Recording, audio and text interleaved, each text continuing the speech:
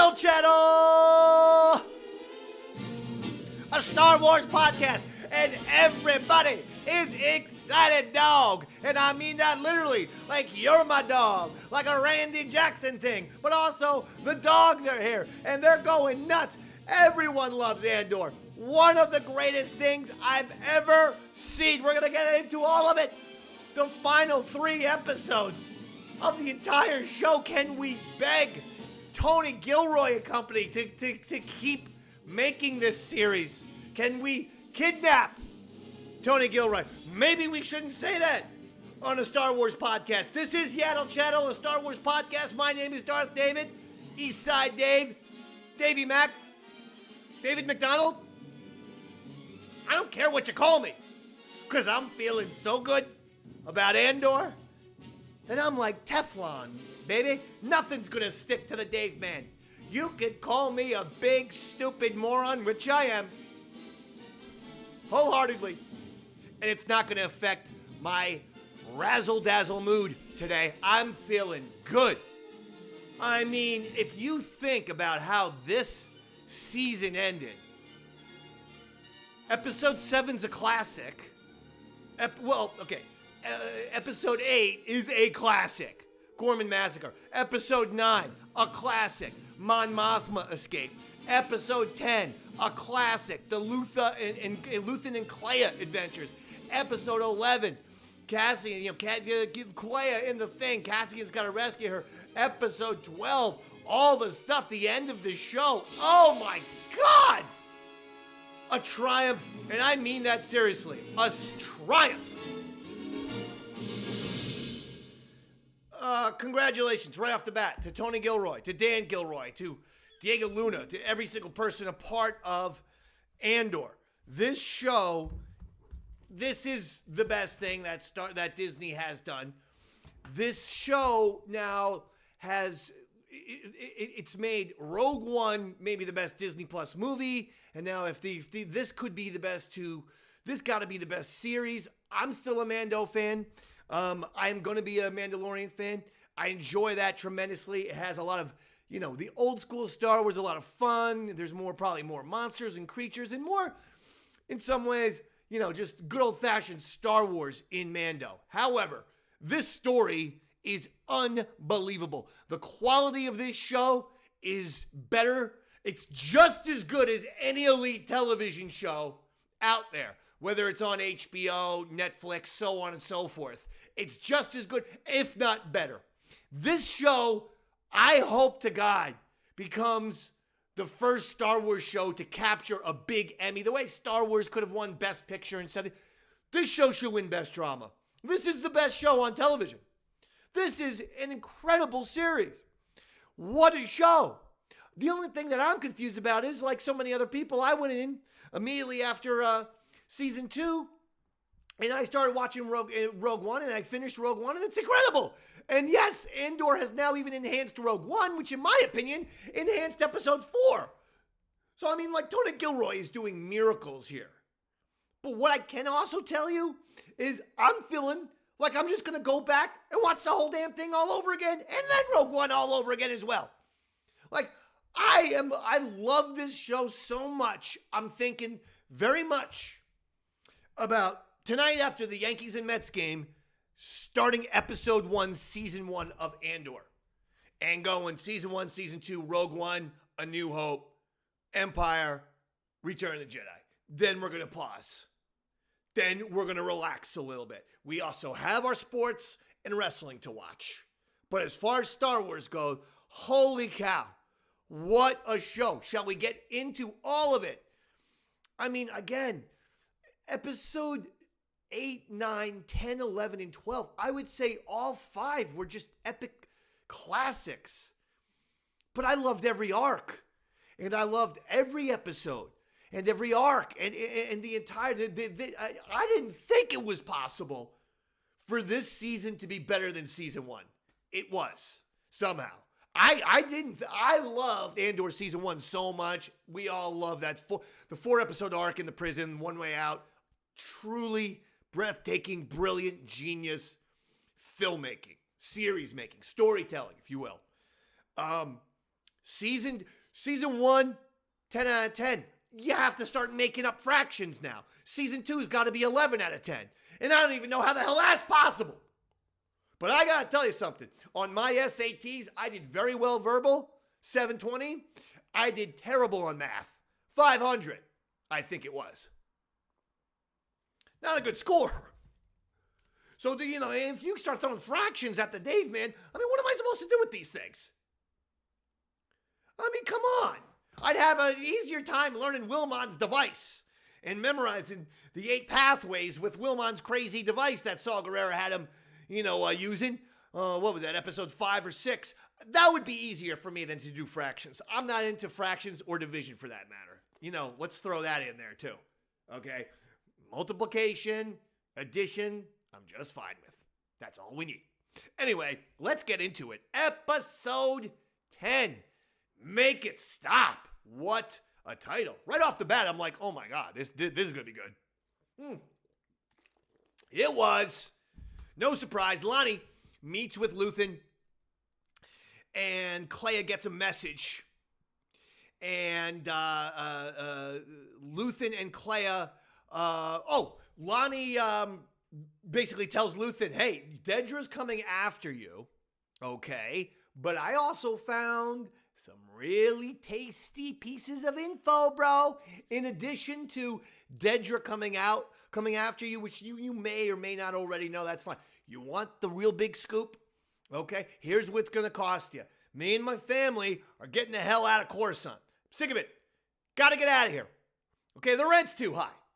All right, I'm living in Soho. It's goddamn 3,500 space credits per month for a 1-bedroom, hovel. Okay, Coruscant is overpriced. I need to get to somewhere where my credits are going to be stretched a little bit. Luthen, help a dog out. And Luthen's like, okay, you're talking crazy. Just tell me the news. Give me the details. He said, I found out about this thing called the Death Star. Boom. The energy program was an entire lie. It's a front for what the Empire is really doing, which is building an ultimate weapon, the Death Star. And Luthen's like, oh my God. Okay, thank you, Lonnie. And yes, we're going to get you and your family to Yavin. We're going to treat you very well. Thank you for the information, Lonnie. And then the next scene, we see Luthen walking by himself. I knew we killed him. Right then and there. I go, wow, Luthen, you cold-hearted prick. I love you. You're one of the greatest characters of all time. But you had to kill Lonnie right there, huh? Jeez. So Lonnie's dead. Bye-bye. This season was so great, too, with just characters coming and going. People we had to, even just like Mon's friend, Taya. Tay Coma, whatever the hell his name is. Just like all the people that we saw in season 1, they would just fade away or go away. We didn't even see Tay's death, but we didn't even see Lonnie's death. We just see him dead on a bench, and when some little cat, dog, I don't know what the hell that thing was, starts eating or, licking him and stuff like this. So Luthen kills Lonnie. Then he meets up with Clea, says, we got to burn the computer. Evidence. Got to get rid of all of it. Okay. And so that's very important. This is Clea. Basically, she volunteers. Right there? She's like, I'll go and burn the stuff. No, it's got to be me. I got to do it. Okay, you just be where I need you to be, which I was assuming was the safe house. That's, kind of where she went. But as Luthen then goes back to his house, to the art store there that he's running, and he's burning the stuff. That was pretty cool. Pouring some liquid silver, whatever the hell that thing was. And he's burning all the equipment. And then next thing you know, here's the doorbell. And oh my God, happy little Miss Sunshine herself, Dedra, is right at Luthen's front door of his art store. Oh goodness. I gotta tell you, part of me just said, Luthen, just shoot her. Right here, right now. Shoot her. And you certainly must have built some sort of exit out of this place, did you not? I don't think they did. Like, I'm thinking like a tube, sort of similar to like the tube that Luke Skywalker went into in Empire Strikes Back when he, jumped off the catwalk. Like maybe Luthen could have put a tube that would have gotten him to a lower level in Coruscant with a little ship or, whatever, a speeder waiting for him. Something like that. Come on. They should have planned for this. I was very, very upset that there was no trapdoor because then I'm like, oh gosh. So here she comes. They're talking. What a scene. I mean, right off the bat, we're getting pure Shakespeare here. Cat and mouse game. You gotta love that. Where there's a cop and a thief, or in this case, Imperial and a rebel. And they know each other knows the identity, but they're still not, they're 99% sure. But they're going to play the game until they find out exactly, okay, you know that my name is Luthen Rail, I'm a rebel spy. Well, great. I know your name is Dedra, you're an ISB, bitch. It was great. What a scene. He shows her the knife. She says, is it fake or real? He's like, we don't know. The tension builds. I love the fact that he said the tension builds. Like he's the Greek chorus of his own scene. It's fantastic stuff. She then says, okay, I'm going to show you something. I'm going to show you a little something, dog. She says, what do you think of this? This is an old Imperial radio. Could you use that for your shop? Because you know what? I think you already have one in your shop, don't you? Because that's how they send out their codes and messages, Clea and Luthen and whatnot. That's how they communicate with this old Imperial radio system. So when she shows it to him, he knows the gig is up. But she got arrogant. It's her biggest sin. Remember when Luke Skywalker told the Emperor, your overconfidence is your weakness? And your faith in your friends is yours. Well, her arrogance, it's similar to, your overconfidence. She's very, very arrogant person. And it was interesting, that little dainty British guy who kind of took over for her, replaced her with the Access mission. Piet, is it?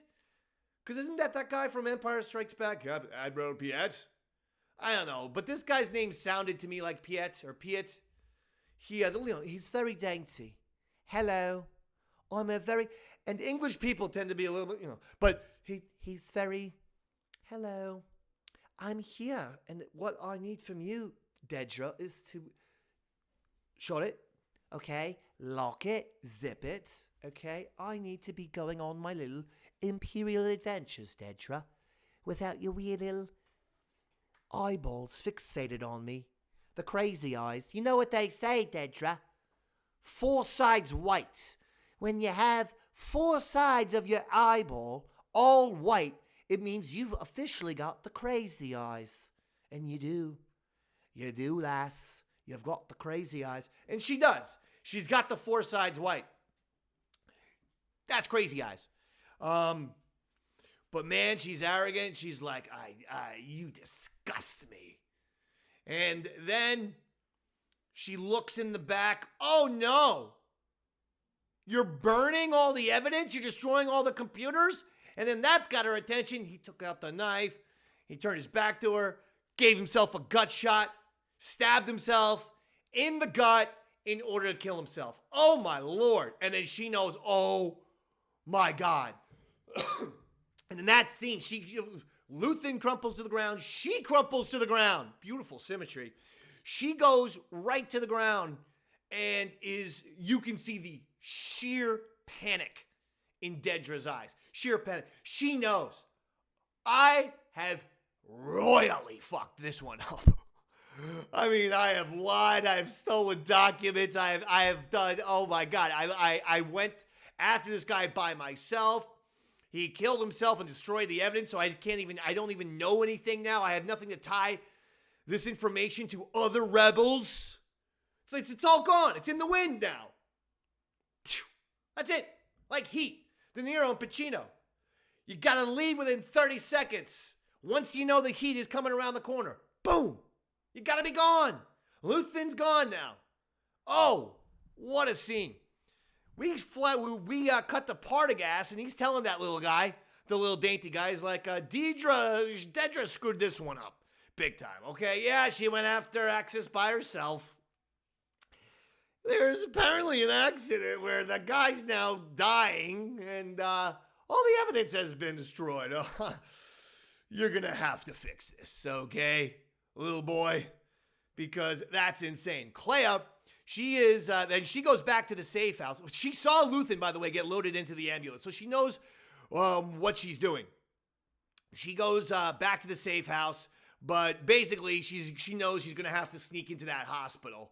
And at this point, I thought it was rescue Luthen.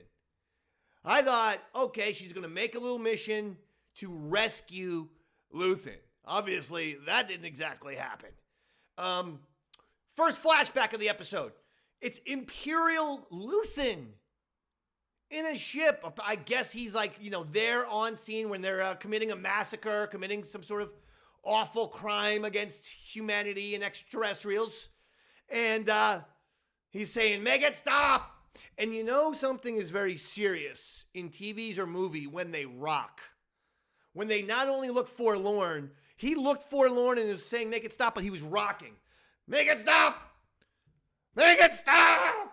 When you rock, then you add a little extra of, oh man, I'm losing it here.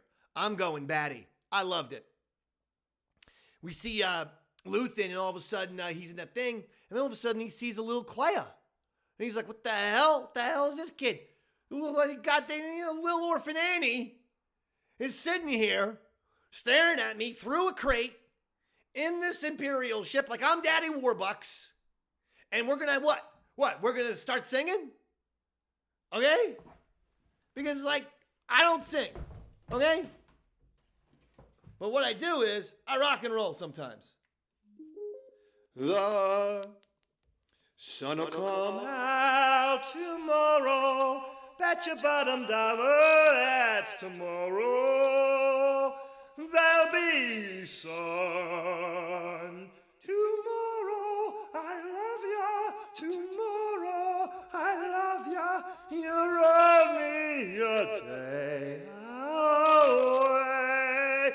Tomorrow, I love ya. Yeah, come on, tomorrow. I love you. All right. I apologize for taking that into a death metal scenario. That was on me. See, I will tell you one thing. Unlike Dedra, I'll admit when I make mistakes, and that was just too much, especially for the afternoon on a Sunday when my windows are up, and that was a failure on my part. I gotta close the windows when I do Yaddle Chattle. People think I'm crazy enough over here. I'm gonna get evicted with this type of behavior. So we end that flashback, and we see Clea sneaking into the hospital, as we knew she was going to have to do. And I thought, okay, this is great. I love seeing, hospitals and just prisons and all these different places that exist in Star Wars. And quite frankly, in some of the other series, they're lazy. What Andor has done is shown some of the laziness and some of the, infantile writing, specifically with the Acolyte, but also, with some other shows. They're not as big and expansive and epic as Andor is, and you should be like that with the Star Wars galaxy. It's a galaxy. You should be big planets and civilizations and cities, but then also when you go there, what does a hospital look like? What is this is what we're saying. I love it. Clea sneaks in as a patient. If you notice, she did a little thing with her hand, and she's walking with a bandage in her right hand, but then she walks to a nurse's station to steal a nurse's outfit. Brilliant. Beautiful and brilliant. Officer then tells, we cut to Dedra, and that little guy, he puts her under arrest, and he has a fun time doing it too. He's like, yes, you're not going to be needed much more, Dedra. And she's like, let's go to Partagas. And he's like, Partagas was the one who told me to arrest you, sweetheart. Partagas, get a load of this broad. She's saying Partagas. I know. She said it was Partagas who sent us here. Stupid. Don't you see? Stupid blonde woman. Stupid, pale, blonde woman. Porteous sent us. Dummy. Yes, we'll forward your message to Porteous. Hey, everyone, she wants her message forwarded to Porteous. Get a load of it, Dedra. Just as batty as always, Dedra. He really gave her some crap there. Another flashback, and it's Luthen and Clea. They're a team, and they're kind of in a little marketplace, a little town. They're going from place to place, trying to sell some goods. And we see, I got a nice True Grit vibe, either the Jeff Bridges or John Wayne version. I love the Jeff Bridges one, though. I thought the John Wayne version was good. I did see it years ago, but then when the Jeff Bridges one came out, I go, this is True Grit, baby. This is a good movie. I got that kind of vibe.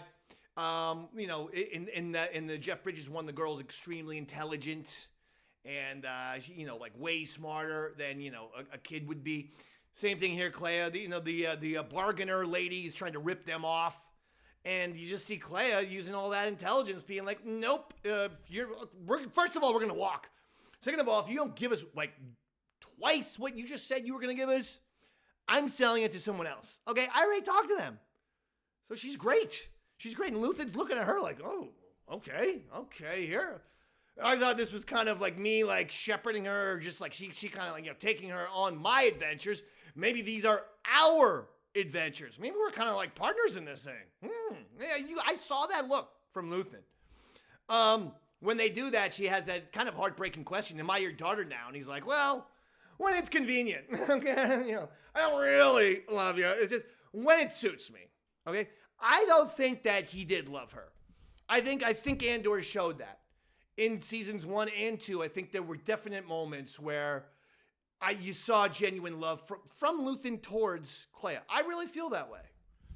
Because this show is so well written, you can go back and look at these little moments and little simple glances between characters, and everything means so much.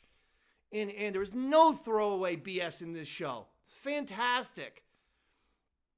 Clea, I love when she sneaks as a nurse, and all of a sudden she's in an elevator pushing what looked to be an old E.T. woman. Maybe E.T.'s grandmother, I'm thinking.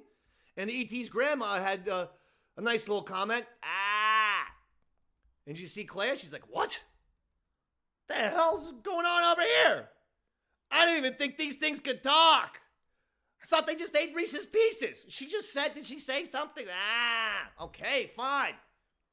I love that. She's pushing around E.T. E.T.'s grandma. Another flashback to young Clea and younger Luthen, and now they see a stormtrooper, a group of stormtroopers that execute a group of local townspeople who were probably, fighting back or starting to talk a little bit about a rebellion. And Luthen's like, no, let's not watch this. Come on, let's go. And Clea's like, no, I'm watching this. I have to see this.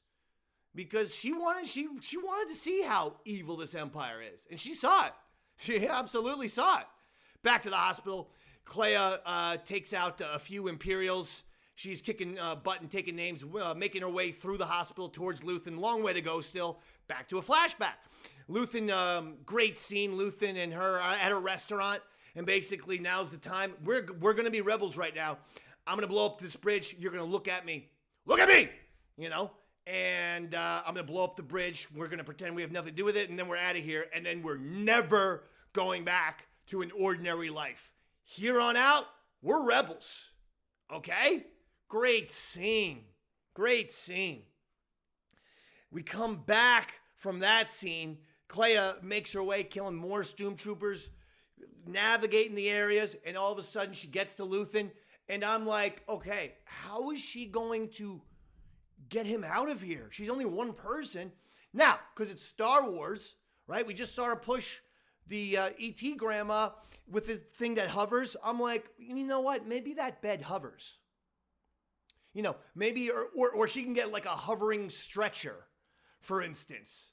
But still, it would be hard to get him out of there. Someone's going to be like, that's the Luthen guy that we're supposed to be getting information out of, right?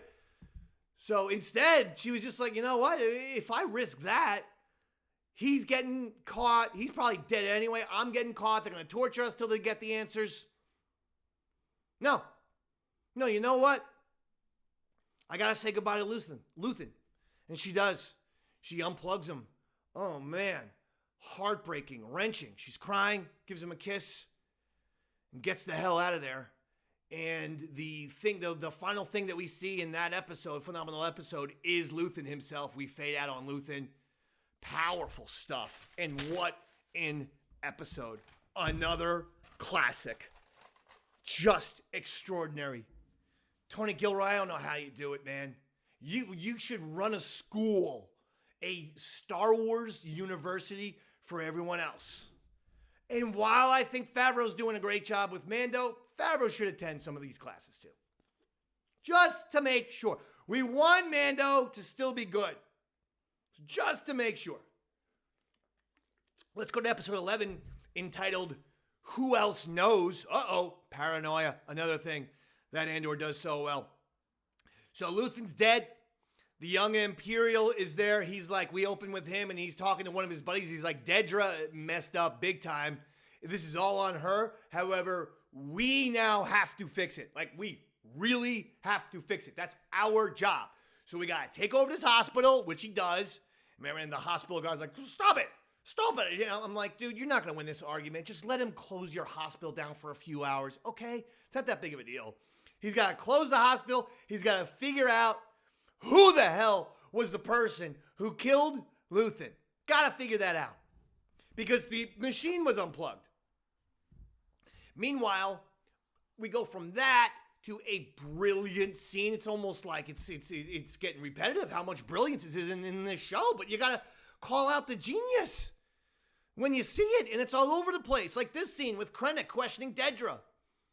Putting the finger on her head. And Dedra just like, you know, trying to talk her way out of it, but just talking in circles.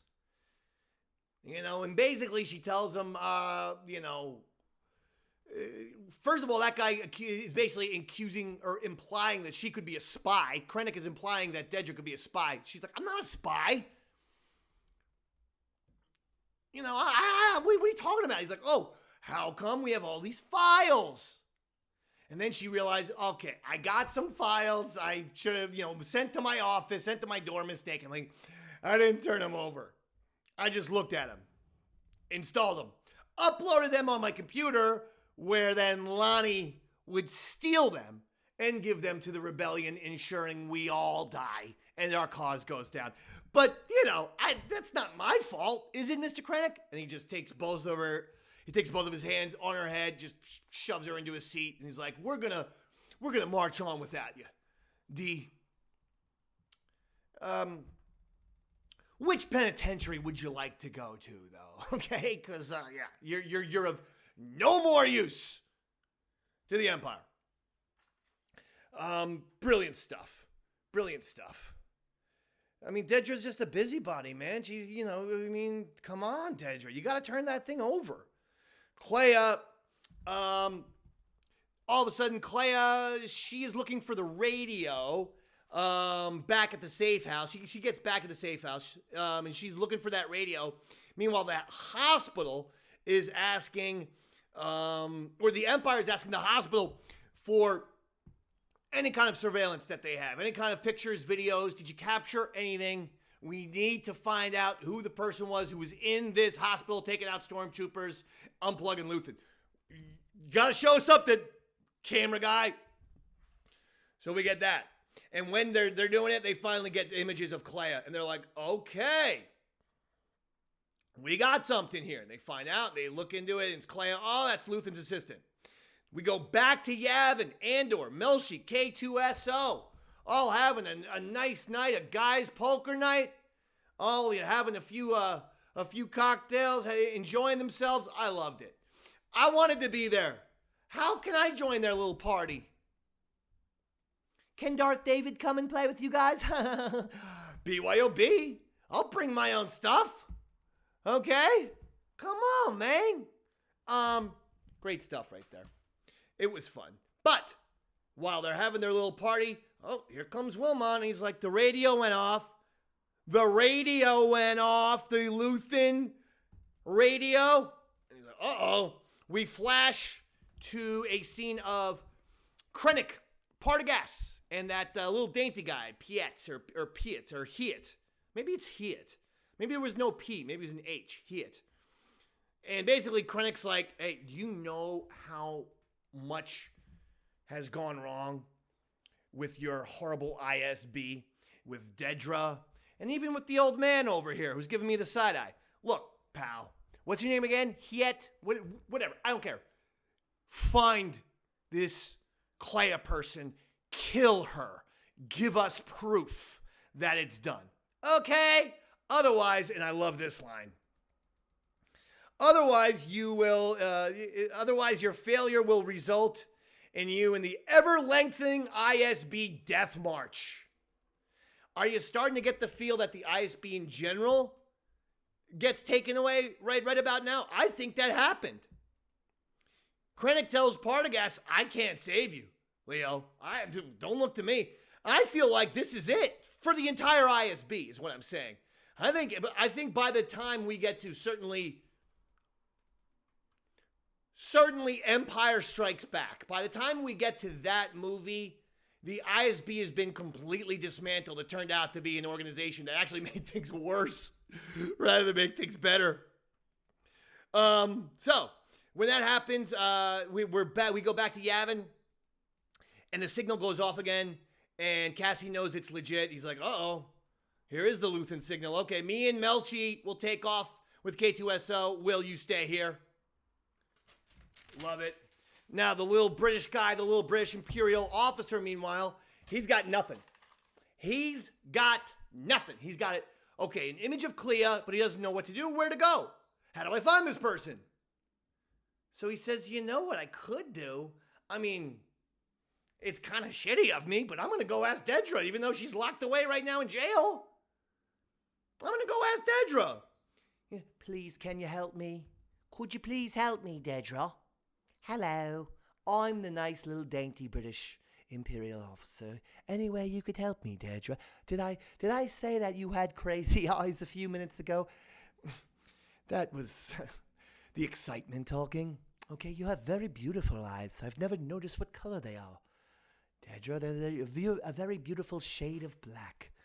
Yes, very, very exquisite eyes. Now, please help me. And she does. She says, all right, look, I'll help you. Try to get me out of here, though. I don't think for a second she thinks she's getting out. But who the hell knows? It's a Hail Mary. All right, here. They communicate with these old radios. Go find the old radio and go find that old Imperial radio signal. And you might be able to, GPS that thing and find out where these people are. And he's like, oh, thank you. And he's on his way. And guess what? It works. He's got an old radio. He's with a couple of Imperial officers. There's this one woman who's, very British. And basically it works.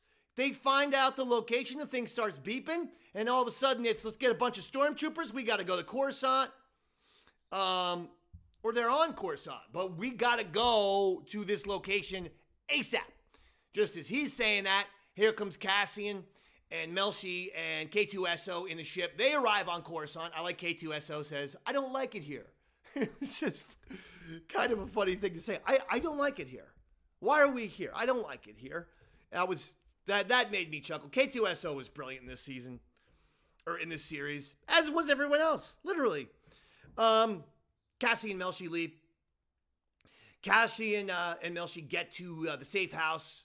After being, very precautious or taking the precautions, they get let in by Clea.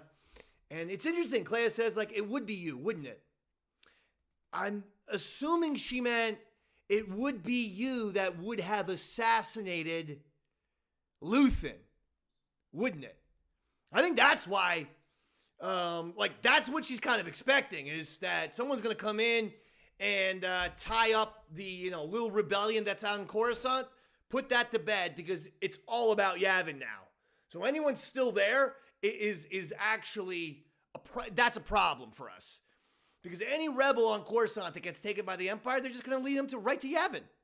So I think she thought, oh my God, Cassian was there. It was going to be Cassian was going to be the one to assassinate Luthen. By the way, who gave you certain predictions, certain peoples?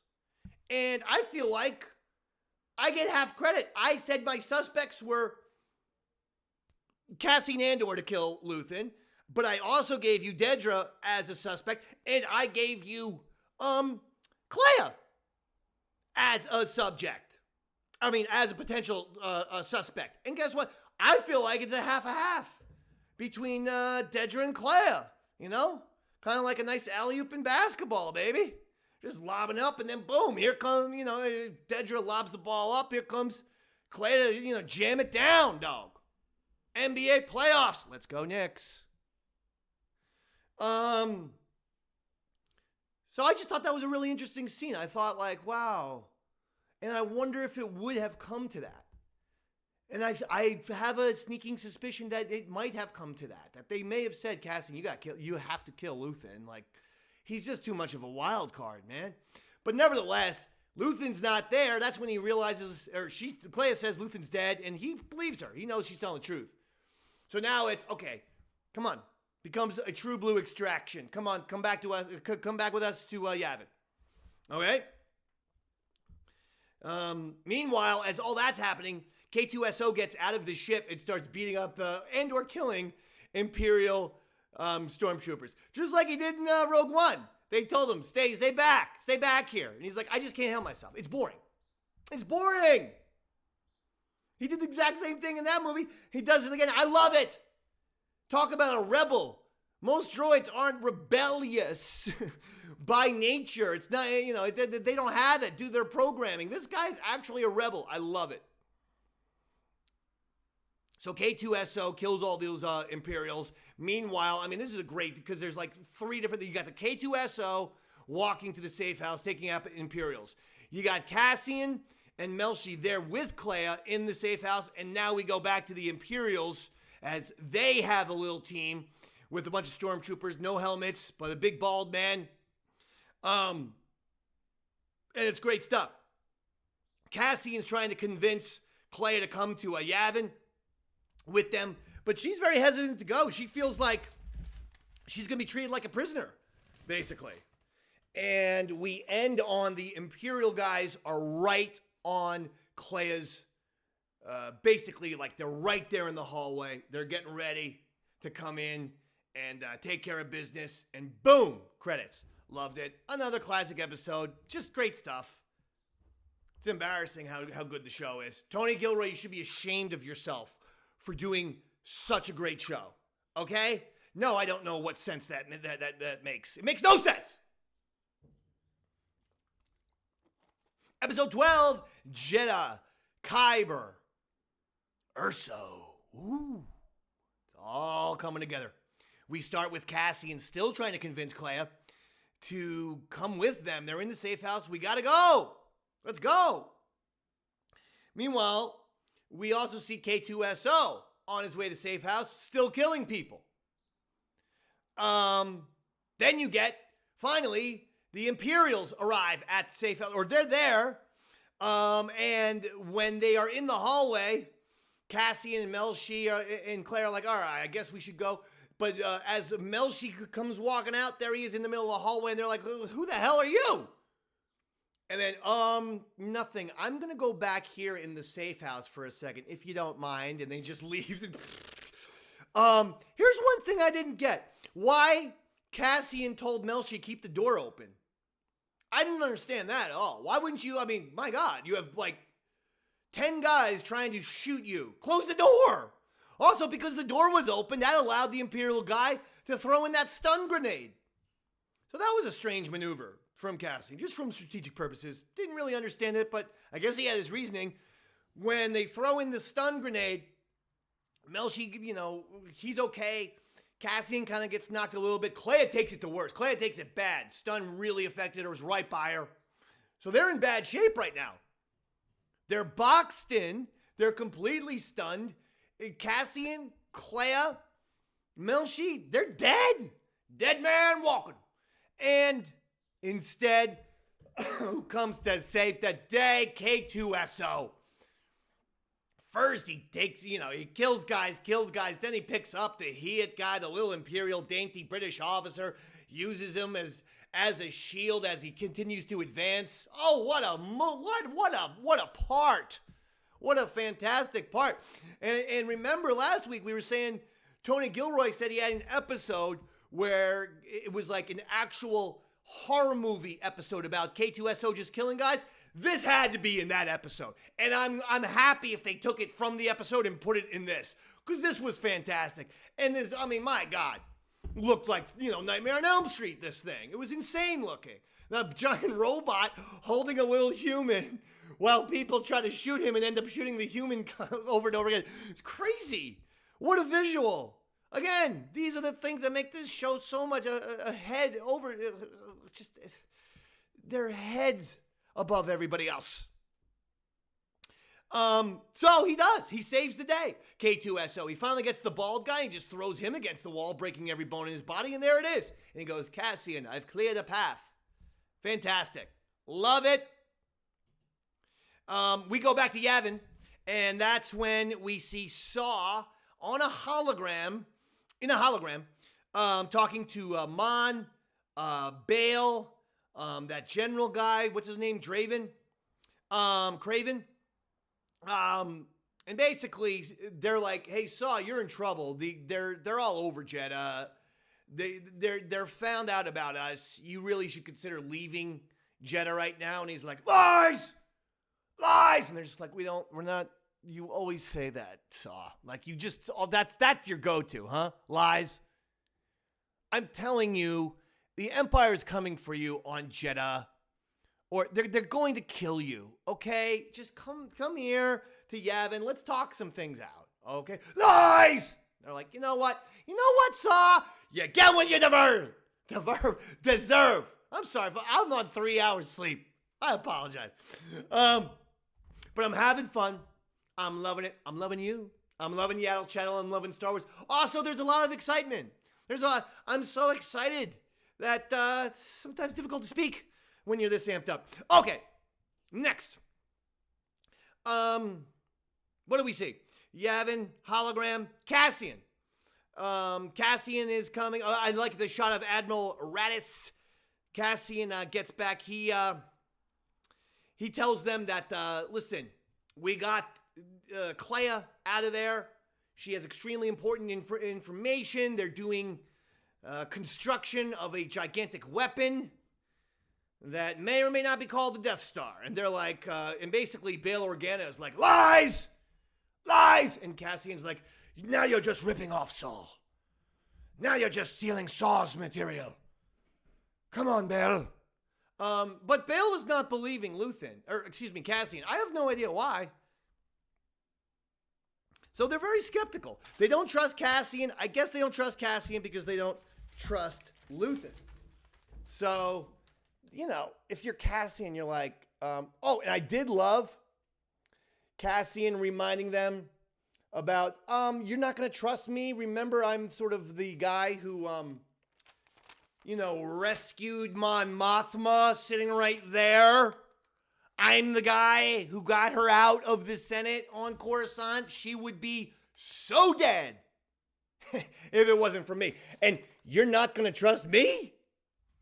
Come on, man. What's the matter with you, dude?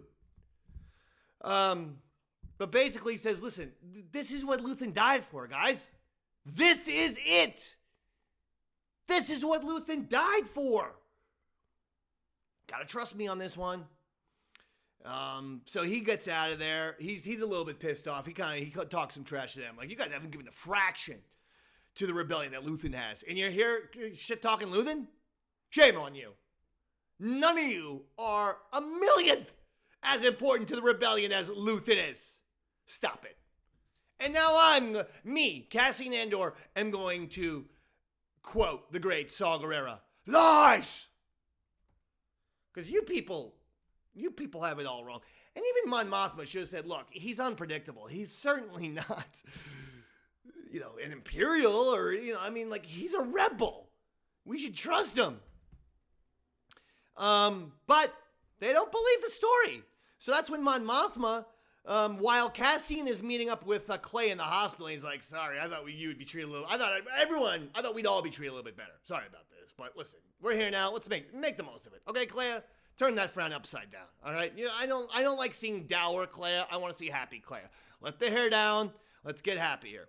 Have a few cocktails if you have to. While that's happening, Val and Mon are in a scene, and Mon tells Val, you gotta get the truth out of Cassian. Make sure that he's telling the truth about this Luthen thing with the Death Star and the weapon and the Jedha and the Galen Erso and all this stuff. Because it sounds crazy. And she's like, okay, I will. And you know what Val does? Brilliantly. Well, before that happens, Cassian does have to tell Wilmon that Luthen's dead, and Wilmon starts crying. He's upset. Then Cassian goes back to his little room. And Val, you know what? To get the truth out, let's drink, baby. And that's what they do. Start pounding down some shots. And I thought, what a wonderful scene. Again, this was, I thought, just really brilliant stuff when Val does the toasting. Basically, everyone who was part of the rebellion that we kind of got to know, she toasts them. She gives them a shout out. You know, here's to all these people. And I'm like, wow. This is just so fucking great. This is just great television. And it is better than almost every other TV series. Forget about Star Wars. Most television series don't have that wherewithal to kind of wrap up everything in the season finale. This is not just the season finale. This is the series finale. And just that little tying in everyone with the toast. I just loved it. And when Val was giving out the shout outs, it was like it was too hard for her to say Quinta, so Cassie and Andor had to. Quinta, I know that there was something between you two, but you know, Quinta, enjoy. I'm sad for you. Great stuff. And when that happens, Val realizes, you know what? Yeah, he's telling the truth. Because again, Cassian's like, Luthen died for this. This is why he died. To protect this information. So that we can use it and beat the Empire. Yes, all of this is legit. And Val believes him. Val's like, you know what? Hell yeah. We flash back to the ISB and there's Partagas. And now Partagas is in trouble. He's in hot water. His bald assistant there tells him, they want to talk to you. Oops. They want to talk to you. You know, if you ever watch The Mob, right? Any kind of mob series, when you get sent for, maybe not 10 times out of 10, but 8 times out of 10, you're dead. The only time, remember the Donnie Brasco, Al Pacino got sent for, and they didn't kill him. They showed him a lion, which was crazy. They bought him a lion. But in almost every other type of mob thing or anything like that, you get sent for, you're in trouble. Partagas is dead. And it's just a matter of how they're going to kill him. Are they going to torture him? Is Vader just going to choke him instantly? Is Palpatine going to make his head explode? How is this going to happen? I don't know. Partagas doesn't want to know. And so while he's in there, he takes out his blaster, and we don't, obviously see it, but we hear it. It's outside with the bald guy and the 2 stormtroopers, and we hear the headshot that he gave, and sort of falling down. Unbelievable scene. The one Imperial, Partagas's guy bows his head. Just fantastic. Another brilliant masterpiece of storytelling. You're like, this is happening in Star Wars? This is so great. I will never take this show for granted. This is how good it is. Unbelievable. So, that happens. Clea then is kind of wandering in the jungle. Val finds her and sort of, reassures her. Clea's like, I don't know what I'm doing here. I don't know who these people are. Everyone hates Luthen. I'm part of him. It's like, she's like, stop. Val says this to Clea. I have friends everywhere. And by the way, in terms of new Star Wars slogans, that's got to be up there now. Right? The OG had to be May the Force be with you. right? We could do some of the Yoda lines. The try not, do or do not, there is no try, right? I thought that in Rogue One, I am one with the Force and the Force is with me. I thought that was one. I have friends everywhere. I think that enters the all-time Star Wars lexicon of classic Star Wars phrases and Star Wars slogans. I have friends everywhere. Loved it. The second Val says that to Clea. Clea knows, he says, you know what? Maybe this place isn't so bad after all. Val's here. And Cassian's here. You know what? Okay. I'm going to make the most of it. Then we see Bail talking to Cassian. K2SO says, the man who you don't like is here. This is great. Just says things out loud like, no self-awareness, no social etiquette for K2. But basically, Bail is, he has considered it. And he realizes, Cassian, you are a great soldier. You're a great rebel. I believe you. I think the Luthen thing is real. And, all right, on to your next mission. General over here's got a mission for you. So you're good to go. I mean, not confined to your quarters anymore. You can use your ship. You're good to go. And Cassian said, what changed your mind? He says, listen, I want to go down swinging. If I'm fighting the Empire and I die, I want to go down swinging, baby.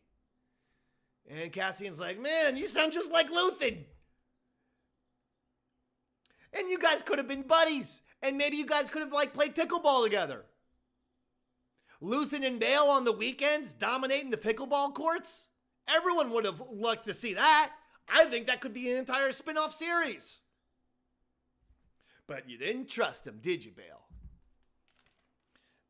Great stuff.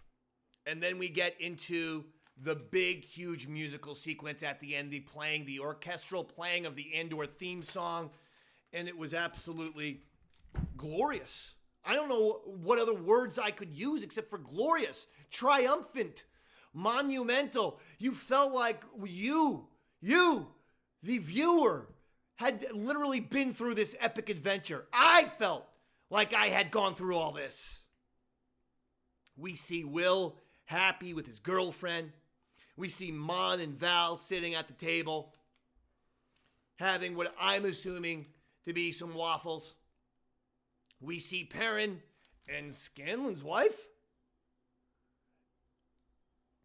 After a long night of partying, she's passed out. He kind of takes the booze from her, but if you notice, he then still takes a hit off his booze. I wonder if that, and he had almost a wistful look in his eyes, Perrin. I wonder if there was a part of him that said, all this partying is getting boring, and maybe I should have been a part of the rebellion with Mon. There was a part of me that thought that he's like, this is getting a little old, hitting the clubs every night. I don't know. Maybe I should be doing something useful with my life, like my wife, Mon. We see Dedra in prison, and we see Clea coming out of her hut with a more peaceful, I would say, look on her face, hint of maybe even happiness, hint of maybe hopefulness, saying, you know what? I'm going to join these people. I am. And we go back to Dedra, and now she's in the prison all by herself, on program. She's in the prison, and when the lights go out, she loses it, starts, breaking down in tears. Her life is over. Unbelievably haunting, in my opinion. I mean, and it's still going on. The music is still happening. We go back to Luthen's walking to his ship, and then we see the Force healer. And by the way, did anyone else get creeped out by her? Her look was like, you're marching to your death. Like, if you got a vision that someone died, can't you fake it? Can't you be like, bye, Cassian? And then when he turns his back, you're just like, oh boy, do you know, he's gonna die soon. Yeah, I got a vision about it. I did. And, he's looking over here. Bye, Cass. Bye, Cassa. Okay, he's looking away. Yeah, he is seriously fucked. Seriously, I got a Force vision. He is so dead. He is so... Here, Taking a long time to get to the ship, Casa. Why'd you have to look back a third time? You and K2SO really need to be flying to the rings of Kafrini now. And he's turned his head back again. Oh yeah, now I hope he dies. He keeps looking back at me like this. Now I hope he fucking dies. But she was creepy. She was creepy. And I say that in a complimentary way. It was a disturbing kind of look. We see Saw standing, same spot of his base, looking out that circular window at the horizon of Jeddah. How amazing is that? Because, K2SO, there is no horizon. There's a problem on the horizon. There is no horizon. And it's great. We're seeing Saw look out with a perfectly beautiful, a nice Jeddah horizon, beautiful Jeddah sunset. They're trying to get more and more tourists into Jeddah these days by building gigantic skyscrapers, by the way. And I've heard that Jeddah might get a chance to host the next World Cup. That's just what I heard. As long as nothing happens to it, okay? 2026, Jeddah will be getting the World Cup. I just hope in the next 5 days, Jeddah isn't somehow blown up or something. But that's crazy talk. So Saw standing at his place, looking at the window. Krennic. Then we go from Saw looking out to Krennic looking out of his window at the Death Star. Yes, sir. Satellite dish not in there yet because we see that Rogue One. Finally, we get the Cassian and K2SO in the ship. They fly away. Thought that was the end. Thought we were hitting the credits. And then instead, oh my, it's Bix and Baby. And my God, that should be the name of some kind of infant goods store. Bix and Baby. Where you buy your little galoshes for your newborn. Or I don't know. You stock the store. I'm just the idea man. I name it. But I want a whole chain of goddamn infant goods stores, and I want them to be called Bix and Baby. And now Baby in the sequel trilogy's got to be 30 or something like that. Hey, maybe we could see the baby Andor. They should reveal that at some point, right? And that's it. That's the show. We end on Bix and Baby. Beautiful ending to a beautiful show, to an incredible series. One of the greatest things I've ever seen. I'm a Game of Thrones fan, like so many others. I'm a Sopranos fan. I'm a fan of The Wire. I love Lost. I'm a Twin Peaks guy. I love The X-Files. Davey Mack has no shortage of iconic shows that he loves. I put Andor with any of those. Truly, I put Andor up with the best of the best. It was unbelievable. God, what a show. What a series. And that'll do it for Yaddle, folks. That'll do it. We just had another wonderful Star Wars series that we got to talk about. And just a whole 180, right? From Ahsoka. I gotta say, from The Acolyte. Not gonna run down The Acolyte in any extensive length. Go check out the Acolyte episodes if you want to hear that.